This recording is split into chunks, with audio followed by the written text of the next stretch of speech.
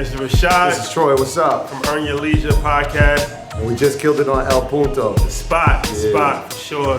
#1 spot, my brother Chris Gotti. Thank you for inviting us. Appreciate it. Dope vibe. Yeah, shout out to Dinero and the whole team, man. We enjoyed ourselves, man. Y'all check us out. Check them out for sure.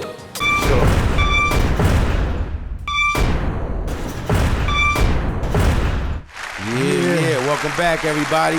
We are back. El Punto The Spot, as you probably already know. Yeah. Come on, talk about it. We got some guests coming. Yeah, so coming, I'll get our first guest this week. All right. Our first guest this week on social media has over 150,000 followers, YouTube 40,000 followers. They deal with financial views, entertainment, sports, and also financial business. All right, so all financial. Yeah. So welcome to El Punto The Spot, Rashid Bilal and Troy Millens of Earn Your Leisure podcast. What up? What's going on? What's going on? First, I want to add in one more thing that you missed. They also taught Everlazt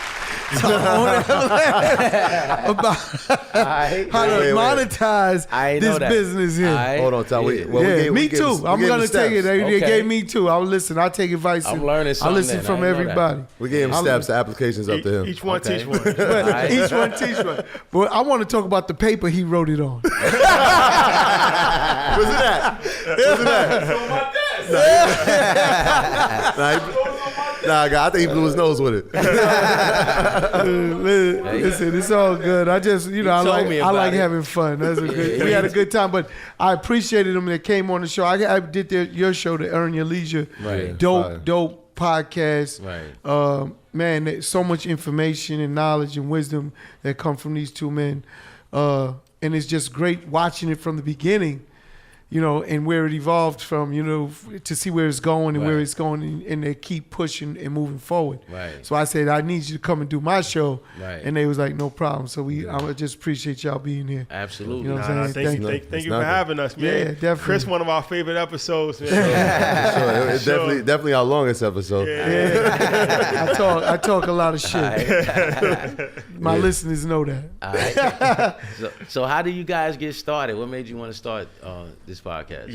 Earn Your Leisure too. How'd you pick the name? Yeah. So Troy came up with the name actually. So I'm a financial advisor. So actually, I knew Chris before all of this. Facts. That's how it started. From our financial advisor world. See, I'm not just music people. Right. I do more than music. All right. You know what I'm saying? Let them know. Yeah. So I was building my own personal brand on Instagram. And Troy, that's my best friend. So I talk to him all day, every day. And I was asking him, like, a hashtag. You got to have a hashtag. Like, everybody got their own personal hashtag. So I'm like, what do you think a good hashtag is for, like, my own personal page? And he was like, Earn Your Leisure. And when he said it, I didn't like it at first. Right. Fact. I'm like, Earn Your Leisure. I was just like, it's got to be that, man, because it's like, where we from, that's what we trying to do. People done seen us come out with, nice cars and have pretty girls, and they don't see the hard work that we do on 9 to 5, or even sometimes a 9 to 11, or whatever the hours are. Right. 9 to 9, whatever 24 hours, 7 days a week. We ain't really sleeping, so it's like they never see that. They just get to see the end result. So I'm like, everything we've done is earned, man, and we've earned the time, the freedom. So it's got to be Earn Your Leisure. And he was like, that's kind of whack, man. I ain't feeling that. Then it grew on you. It's crazy because it's like I was using it and people liked it. They was like, yo, what is Earn Your Leisure? Is this like a multi-level marketing firm? Like, is this something like people really, really liked it, but I still didn't like it. So I stopped using it. And then one of my friends, he was like, yo, what happened to Earn Your Leisure? I said, I'm like, you liked it? He's like, yeah, that shit was dope. I'm like, all right. So then when we started the podcast, I'm like, yo, you want to help me with the podcast? And he's like, yeah. I'm like, you want to be my partner? He's like, yeah. So he's coming up with names. Yeah. So the first name I wanted to do was Money, Power, Respect. Right. Yeah. But it was like, yo, it's already, we don't got to trademark it. You know what I'm saying? Right, and then he wanted to I was like, yo, man, because my thing was hip hop literacy. Like, I'm big on that. I teach. So I was like, yo, we should call it Dumb Rappers Need Teaching. Right. Because I was like the double I was like the double entendre of it makes it dope. And he was like, nah, it kind of limits us. He was like, nah. And we was like, yo, let's just use Earn Your Leisure then. Yeah, we already had it. Earn Your Leisure. Like, I really love it. And I tell you, I wear the shirt. I see you got the hoodies. I'm waiting on my hoodie. Yeah, that's a new one. Yeah, we get a new one. But at the end of the day, I wear the shirt. And whenever I wear it, everyone asks me about it. Yeah. It's weird. I promise you, I'm not exaggerating. They think I'm an accountant. They see assets over liability, which is an accountant thing, Right. And that's really what Earn Your Leisure is really about. In essence, it's like you have to have your assets over your liabilities in order to have earned your leisure. You feel me? So you got it's dope That's shit. it. That's it, man. Yeah. Somebody wrote a post about it, and it was just like, yo, damn.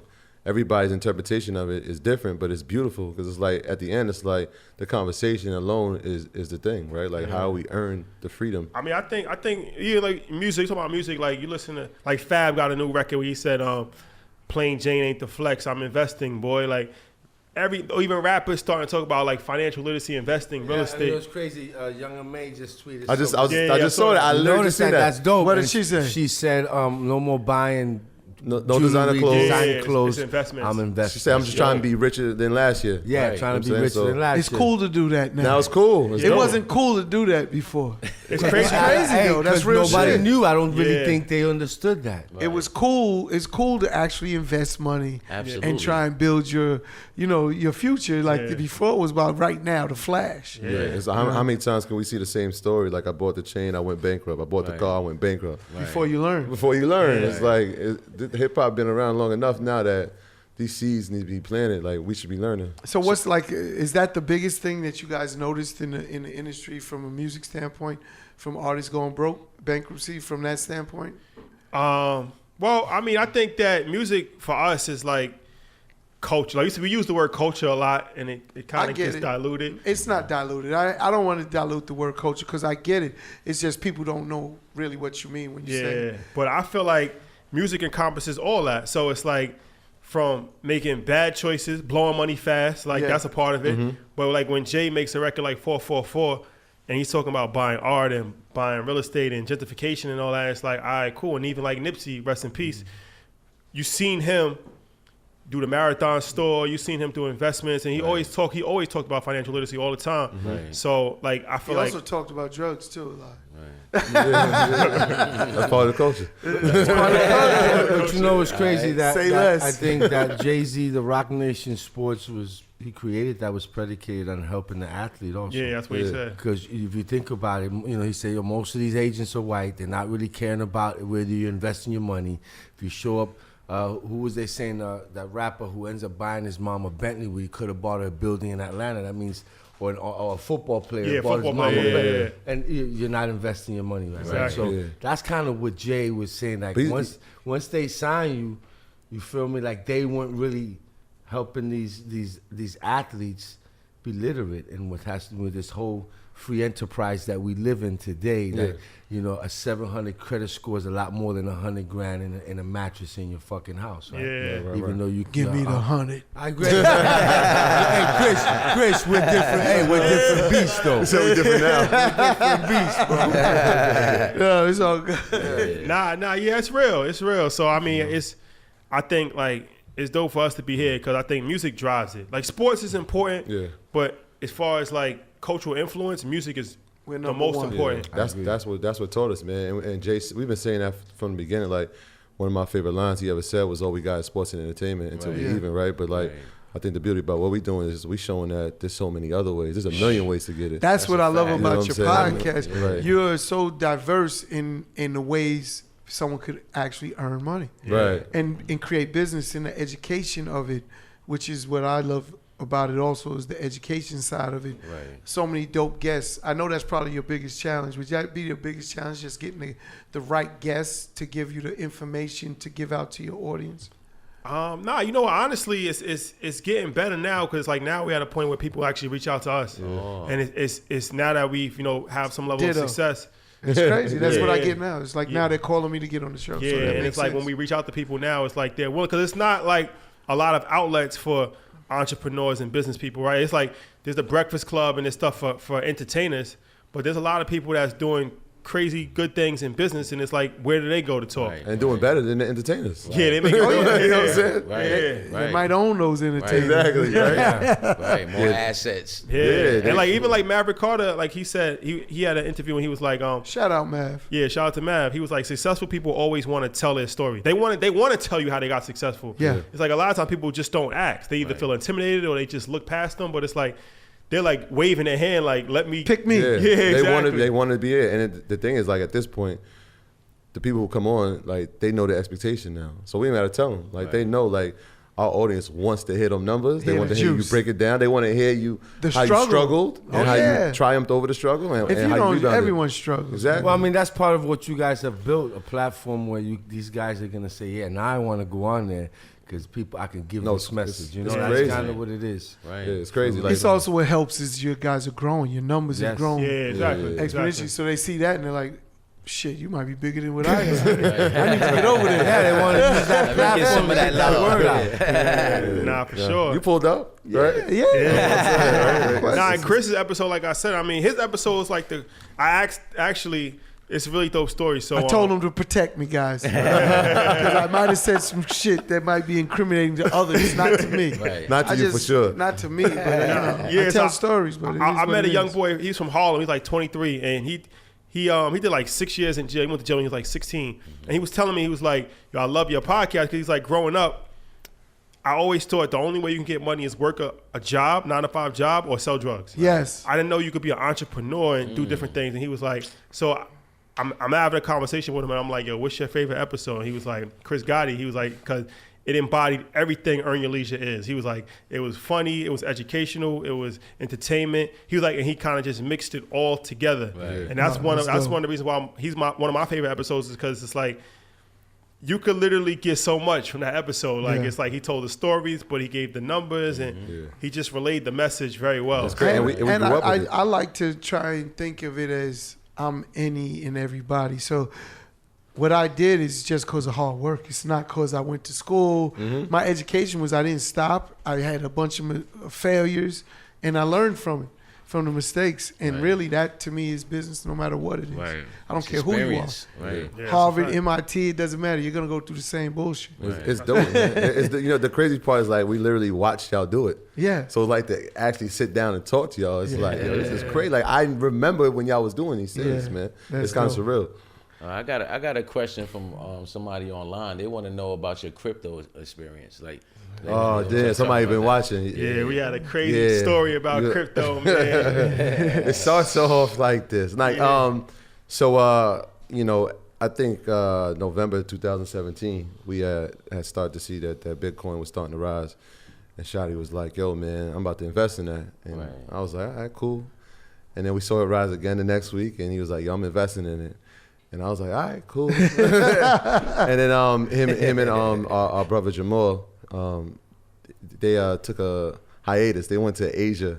Should we say Asia? They went to Asia for a month, right? And while they was out there, I was like studying it. I'm like, yo, I called these guys like, yo, y'all gotta come home. And they were like, what? I'm like, no, y'all gotta come home. I found something. And I was like, yo, it's more than just Bitcoin, because at the time all I heard was Bitcoin. Then I realized that there's all these other coins, and I'm like, yo, we can make money off those. Right. And I was like, yo, you gotta go home. I gotta teach you how to do this. And we had invested some money, and some of us got some money, but a lot of us lost some money. Yeah, nah, it felt like I was in Vegas, man. Because it was like I put like 5,000 in, and I told him, I'm like, yo, I'm just putting money in. If I lose it, it's whatever. Right. But every day we went to Asia, and it was like I would wake up and it was like I was up 500, 600s. So I was up to like 28,000 in like 3 weeks. And I literally thought that 28 was going to turn to like 700,000. We was calculating it, bro. By the end of the year, I got 2 or 3 million. Yo, I remember we was like, yo, if we don't got 500, fuck we assets crazy. and liabilities, I'm out. We try to get to it quick, man. Nah, but crypto. Hey, I'm gonna go see this cartel guy. South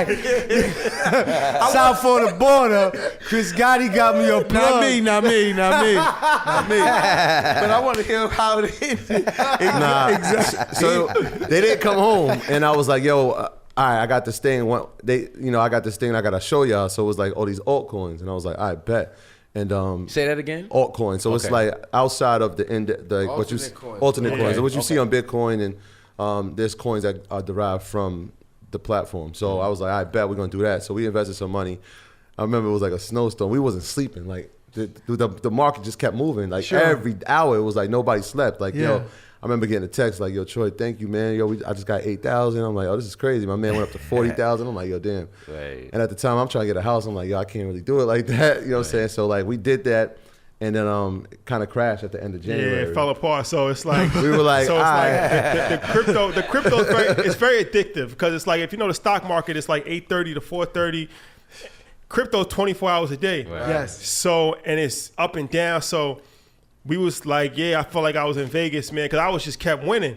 And so when I got to like 28,000, Right. and like any gambler, right? You supposed Double to down. You don't look at. I just left Vegas. So my original plan was to take the money that I invested out, and then just I invested 25, I had 28, so I'm up 20 some odd $1,000. That's a good couple weeks, right? Mm-hmm.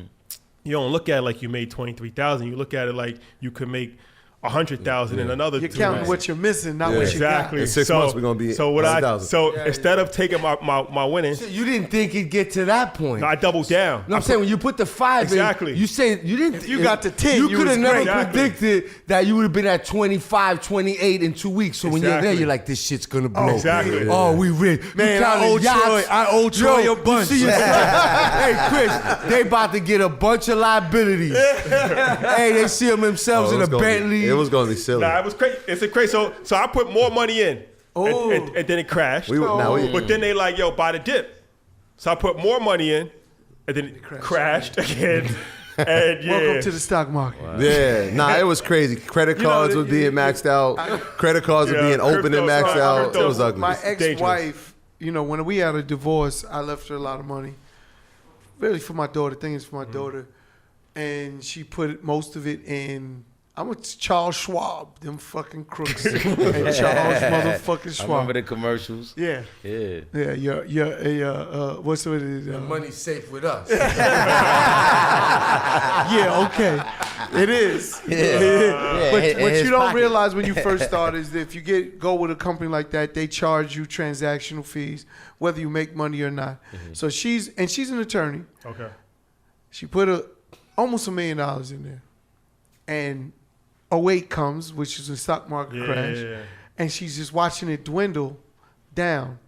And she's calling them and they're telling her, don't worry, it's going to come back. It's the stock market. It's going to come back. The shit never came back, man. Wow. She lost close to $1 million. She was left with like 40 grand. Oh my God. And it was almost $1 million. It started from almost $1 million. She took it out? No, at 40. She took it out at 40. At 40, and she What calls me, was she called me invested in? crying. What was she invested in? Again, you get a financial advisor, and they're investing for you. Like what you did, you picked your exact stock or investment. Yeah. She got an advisor, and they said, "We'll do it for you. We charge you for We'll that fee." diversify your portfolio. Facts. That's a fact. But when you're dealing with that, they're just pushing money and making charges for themselves. Yeah. More fees. They're getting paid. As your money's dwindling, they're still getting paid off your money. Yeah. Right. And she didn't realize that. And I said, you're a lawyer. Why did the fuck you wait so long? Because she said, they said it was coming back. 10 years later. So now it's over. And, but it was a hell of a, because I look at it, I'm talking about it, but that was really my daughter's money. Yeah. I gave her that money because in case, God forbid, something happens to me, my daughter's good. Right. And it was fucked up. And it was like, damn, I gave her a house, money, and child support. People cry about their little $2,500. I'm like, shit, I wish I had that. Right. You know what I'm saying? But at the end of the day, it was a learning lesson for her. And that's what you just caught. Yeah. And, and everyone goes through it. I have a financial advisor, Neil Berger, probably one of the smartest men I ever met. But he always tells you can't predict the stock market. Yeah. Right. There's no predicting that. So when you had your chance, you have to know when to come out of it or eliminate your risks. Take your investment out. Now you're free rolling. Yeah. See, I'm a gambler, so I understand all these terminologies. Like free roll, which is you take your investment out, and now whatever you had at profit is really if you lost it, you didn't lose anything. You got your money back already. Right. You're trying to flip and play with their money. Yeah. And that's what you missed. You should have. If you'd I have don't know. called me, I think when if you'd have called me, I think when it would have gone to $580, I was out. I need that. Yeah, it was a valuable lesson learned. We actually did a whole episode on it. Let me. You know what I'm saying? So like, I mean, if it was gonna die, it Bitcoin got up in its peak. What was his biggest number? 20,000. 20,000. 20,000. 20,000. Like 8,000 now, right? Yeah, it's down it's to been yeah, fluttering like between 10 and 8. Yeah. It's holding strong. It ain't dead. It ain't dead. The other coins is where we got hurt. Yeah. Bitcoin never really. Hurt you like that? Yeah, the other coins is the like other coins is too 90, much volatility, and they're not. Yeah. Yeah, it's so many. Yeah. So what actually happens like with cryptocurrency when you lose your money? It just disappears. Dinero. And it's very scary because if you don't, and that's another thing we have to learn, right? Like we've had money disappear like that. Very scary. Nah, it is because like real, you have your money in the bank and the money goes. You can call the bank, right? Right. You lose your money. It's secure, right? In cryptocurrency, it's like a there wrap. is no one to call, Right. So, right? Like I you got a send it to the question. wrong person, it's over. Right. It's like disappeared in the air. So like at the time, the transactions was so slow. Like we would send money from Coinbase to like an exchange, and it would take like 3 hours. And like, let's say you put 5,000 in, now you waiting 3 hours to see where it went, Right. Wow. and hopefully it gets to the gets there. exchange. You know what I'm Right. saying? Sometimes it's not government regulated. Nah, in hey, that nah, sense. nah. And that's the reason crypto is so scary. Let's say, Right. Yeah. even though it will, in my opinion, it'll be the future, but it's very scary. How you cash it? Right How, now. Can you go into ATM What and is cash this? it? No. So they actually do have crypto they're- ATMs. Well, Cash saw App your has money. Bitcoin. But now. what you do is it you does. there's a Coinbase. There's an app called Coinbase. Yes. That's an American like company. that's like you got to transfer it back into Coinbase and then you can transfer that into cash. And it's a transaction fee for that too. That's too much Absolutely, going I was on, going to say though. that. Yeah, I was going. I know Yeah, that. Yeah. Coinbase is You're making not a getting killing. away from the middleman. But Coinbase is American, right? So that's like based in San Francisco. So like that's the easiest thing. Now they've opened it up where you can buy some more coins. Before it was just like the three. It was like Litecoin, Ethereum, and Bitcoin. And then now, you know, as time is going on, they've added some more coins. Right. So I mean, I still watch it. I'm not. You don't obs- participate. I'm not up. I mean, we still got money in there, right? We ain't okay. taking it because it's there. So it's like I'm not Yeah. obsessive over it anymore. Right. But I check in every now and then. Right. It was a good ride. You guys tried it. That's another investment to me problem for new investors is because you watch it. Yeah. You need Pepto Bismol watching that shit Right. because it's a roller coaster. That's a fact. And you're like, fuck, yeah, shit, oh, damn. All day. And That's, no breaks. Right. and that is why you see a lot of those Wall Street guys, they always have their sicknesses, ulcers, and things of that nature Yeah. because it's a roller coaster. But those guys can go to sleep at like, you know what I mean? The stock market gonna close. Yeah. Like this was like 3 in the It morning. doesn't Like close, yeah, ain't yeah. no close because like it's 3 in the morning here, but in Somewhere Tokyo, else. Yeah. it's It's prime daytime, time. You know what I'm saying? right, So right. and that's where the market is driven from is East Asia. So it's like we got to make sure we up when they up because Right. like that's when it's moving. Yeah. So, you guys, what do you guys like? You say you do seminars, right? Yeah. We have- Or yeah. you like, or you teach. Can you explain to the people that might not know, like exactly how you do it and how that works? Yeah. So I mean, by trade, I teach physical education, but in the Okay. summer we were doing programming, and one of the things that I saw that there was a deficit in is real education Right. that could be applied outside of the building, right? So Right. like I was like, we in school, these kids ain't learning anything. Right. So when we had programming, I was like, let's design a program that can actually help kids. And one of the things I knew was missing was financial literacy. Right. So like at the time I started that program, he had just started his financial advising career. So I'm like, yo, I need you to be the face of this thing, this financial literacy that I'm trying to do. Right. And he was like, nah, man, I ain't trying to do school, man. I'm like, nah, bro, I need you to be the face. Like, I'll create the lessons and you just say them. And he was Right. like, all right, He's bet. trying to earn his leisure. yeah. He's like, it's the summer. So, like, I left school. I yeah, he ain't ain't want to go back. They back. always kill me. They're like, yo, you went to school your whole life to go back, bro. That's You like crazy. that's like breaking out of jail and going back. So I'm like, bet, bro, we could do this. And so like when we started doing it, it was cool. Like I created it and he would teach it and it was like, I bet. And then we started seeing that the kids was learning and then social media, he was doing it. And then it was like, after a while, it was like, he didn't need the lessons anymore for me. Like he turned it into his own real thing. Like Right. he became a financial. natural. He became a teacher now. Right. So every now and then it was like, yo, I give him tips on like, yo, this is how you got to conduct it in a class. It's not like, even now, like I told my coworkers, they was like, why does Rashad say all right every time? I'm like, nah, that's what he does in the classroom. Like when he couldn't get the kids' attention, he'd be like, all right. And they'd be like, you need that. Yeah, so that's how it started, and then it just morphed into what it is now. Yeah, and now we do workshops actually, like with the podcast. So one of the good things I love about the podcast is a great networking tool. Right. So we get to meet a bunch of different people and we establish real relationships with most of them. So now like we go to like different cities. We just left DC. We go to Atlanta. DC was crazy. And we have like different alumni. I was just in DC. Okay. Yeah, so we have like stock investing, real estate, and like different people that come on a podcast. Now they teach a class, and it's like a workshop. So it's not just us like saying it all the time. You get different perspectives from different people from different parts of the country. So yeah, it all stems from education. And yeah, the cool thing about like teaching is that it really sharpens your tool because you got to actually learn. It helps you learn to teach. Right. Like, because I could know something, but in order for me to explain it to you, I got to really, really know it. And then you're constantly trying to learn so you could teach more. Exactly. It becomes addicting too. So imagine doing that every single week. Because I may not know anything about mobile homes, so now I gotta learn. Yeah. Right? I don't know about real estate like that, so I gotta learn it because I know somebody's coming on, an expert really, to come teach it. Right? I may not know a lot about stocks, but now I gotta learn. So every week we're learning because we have to, because the person coming on is an expert. And that's like kudos. Like a lot of people come on, they're like, yo man, I feel like y'all know me and y'all know my career, which makes it a lot easier when we gotta talk to them. You mentioned education. What's you guys educating? Like how far did you go in school? I know you just said you didn't finish, but no, I graduated. No, I said I didn't want to go back. Sorry. Yeah, so I graduated. I got a bachelor's degree. I used to play ball, so I went to the University of Hawaii, and that's my education. Yeah, I graduated. I had He's a teacher. I'm a teacher. I have to get my master's in phys ed and sports pedagogy, and I have a bachelor's in health science. I initially wanted to be a physical therapist, right? And they were like taking like 5 people out of 1,000, and I was like, I'm not really good at science, so I just got to get out of school with something. Right. So I had the health science thing. I was like, that's pretty cool. I can get out with that. I love sports. I was like, let's just put these two things together.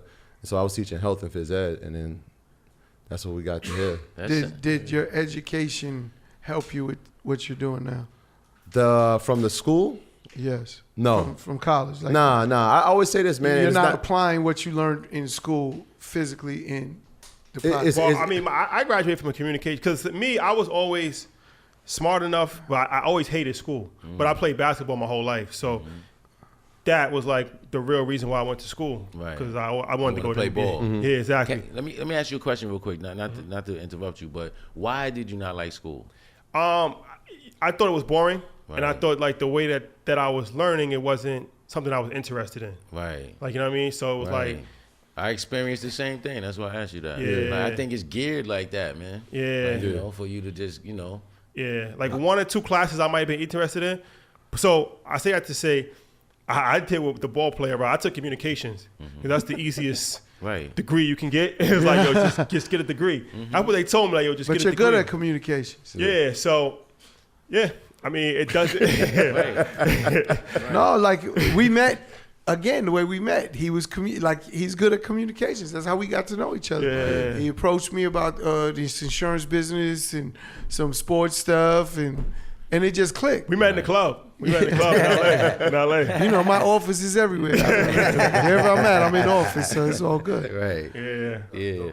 Yeah, I was gonna say too. I had that problem too, man. I got a bachelor's in international relations. Okay. And just like you were saying, I didn't know what I wanted to do. And I'm like, I got to get out of here. Whatever's the quickest way to get out of here, I'm gonna get it. Yeah. And the same thing. I'm not. You know, I had a few city jobs, but I'm not really using it. Yeah. You know, I just got it. Just, you know, it hangs on the wall. That's it. I always say, unless you're like a doctor or a lawyer, right? Something like that, where you have to study engineer. Engineer. Right. For the most part, the vast majority of people, they don't use their degree. It's a hustle, right? Exactly. Right. If you want an entry-level city job. Yeah, Earn Your Leisure University. They're going to use that. They'll be able to apply that. That's a Absolutely. fact. And that's a beautiful thing because you could go into all fields. Right. Because you're just bringing in resident experts and giving out their information. Now, I also think college... What is... Oh, go ahead. No, my bad. I also think college is just not about just the education. I think the experience of going to the college. women, the people. The experience was dope. Hey, oh yeah. Hey, no, I didn't go to school.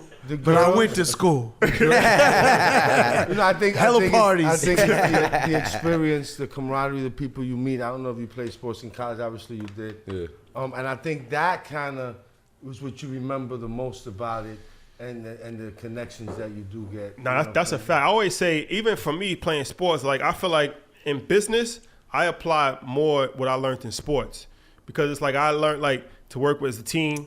Like I learned like you got to be early, building. Like you got to be disciplined. You got to set up your plan. Like all this stuff. You put in the work for 9 months to play a 3-month season. Exactly. You know, like that's really where the work, the off season. If you're not in that gym shooting, that's gonna show. So it's so much consistency. And it teaches you to put in work, discipline. Consistency. All that stuff. And so school is the networking part of it is dope too, I think, especially for me. Like I went to Hawaii. The women. Well, how did you get to Hawaii? You never had a girl from Hawaii, man? Hawaii? Because that's far, man. Like, he was out there. He was out there. You played high school ball out here? Yeah. I went to prep school in Florida for 2 years. And how many kids you got in Hawaii? I won. Aloha. I'm just asking. Look, you got one. Listen, it's all right. Long story. Waikiki. My son played college basketball, but he's been blessed. That motherfucker's never worked a day. He's been playing pro ball for 10 years. Oh, yeah? He's going to be 33, 6'10". Where'd he go to school at? He went to LaSalle. Okay. He went to LaSalle. Okay. He's in the LaSalle Hall of Fame. Yeah, but that was a dope ceremony. Yeah, That's it was. dope. And no, he made the comment, but I'm saying that with him, like we talk about this every day, and I try to tell him, like, his big, I got 3 grandkids because of him, 2 out of wedlock, and they live in Texas, and he lives in Puerto Rico. Okay. They pay a great salary, they pay his house, his car. Like, he's in Dominican Republic now. He's almost finished with that league. Then he goes back so I always talk to him, and we always FaceTime wherever he's at. And I make sure I tell him, don't grow up. Don't be in no rut. Because once he's done, he's going to coach. He's going to either coach at his alma mater in college, like he's set, right? Right? But the key is, when I look at his life, 33, and when you mentioned, besides us making the assets and that leisure time, it's also, while you're building that, are you really doing what you love? Because we know a lot of people that, even the streets, they don't really love that. They get money, but they don't really love that. So I always tell my son, I say, you don't know how blessed you are. All his college buddies got jobs, right?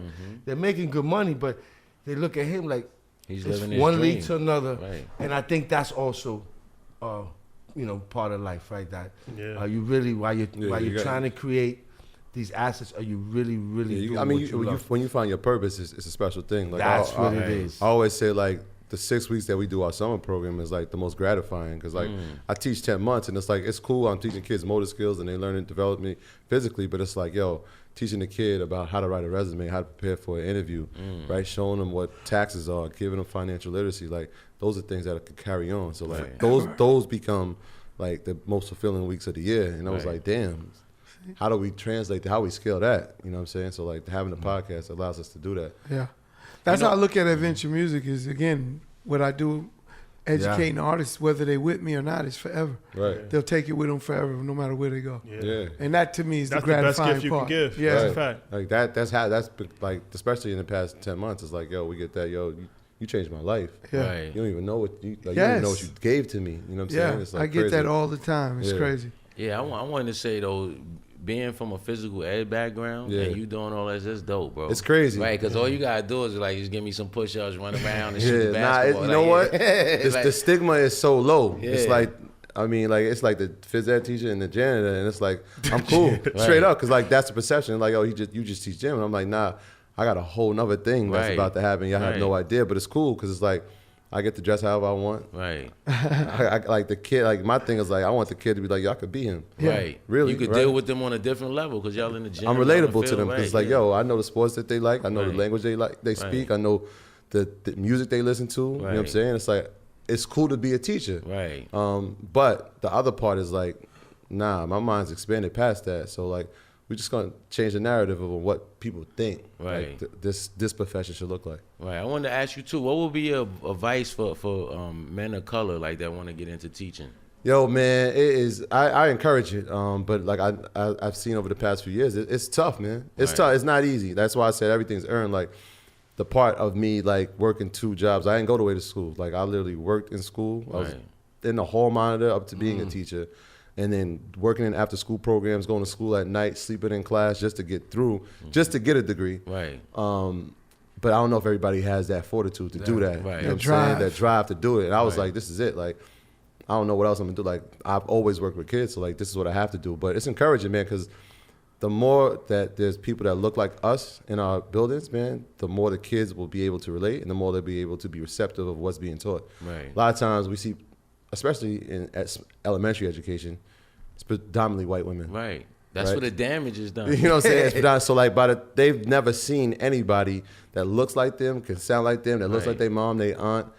The relatability's not there, right? So it's tough, right, to assimilate what their life is like because you've never lived it. And then we don't like school. Then we like, oh man, Well, that's school is because whack. it's why you don't like it. Right. It's like, oh, damn, she's boring. Right. That's what the kids say. Like, she's boring. They boring. They boring. Unrelatable. It's not relatable. The content's not relatable because a lot of people just teach curriculum when some people teach kids. Right. There's a difference, right? It's like somebody saying like, do this, do this, do this, do There's this. a lot of teachers that took the job because they graduated and they couldn't do anything. I think they like the vacation That's a time. fact. And I think that's why they're not really That's like a you fact. could tell. Yeah, you could tell that even in gym that you want to teach, right? Some are off. Right? You That's have to why have a that love. whatever you're doing outside of that is still teaching. Right. Yeah. I think there's a bunch of teachers that don't. They're just getting that paycheck. That's a fact. I know a lot of It's them. not a bad Yeah, I know a paycheck. lot of them. You don't really work a full year, right? Yeah, that's a fact. So I think, and they're like, fuck, I gotta teach these fucking kids. Yeah. Well, you probably get up and you're excited to talk about the Monday night game with your kids. Oh, yeah. You probably that cool gym teacher that they wanted to, and that's important. And I think that's where, the education system kind of fails kids, where a lot of these people, they don't relate and the kids drop out and they don't. Like you said, it's a fallback option for a lot of people. It's like Right. you go to school and it doesn't really work out. It's like, all right, let me be a teacher. Right. Teacher or some of them become Right. cops Instead of having a love for it. Yeah, same thing with cops. Same thing. It's I was like, about to yeah, say same that. thing. This is parallel. Yeah, they Yeah. just take it because it's a good job. I know I can get me a house. Good union, Yeah, pension. I'm going to retire after a while. Retire. I'm straight. Right. Yeah, it's I'll crazy, do my man. 20 years and suffer. I'll be all right. Well, we got to figure out how to earn our leisure. That's the bottom Hey, line. that's a fact. 'Cause that That's shit a ain't going to fact. help us earn it. Right. Not the way I want to live. Right. For sure. Yeah.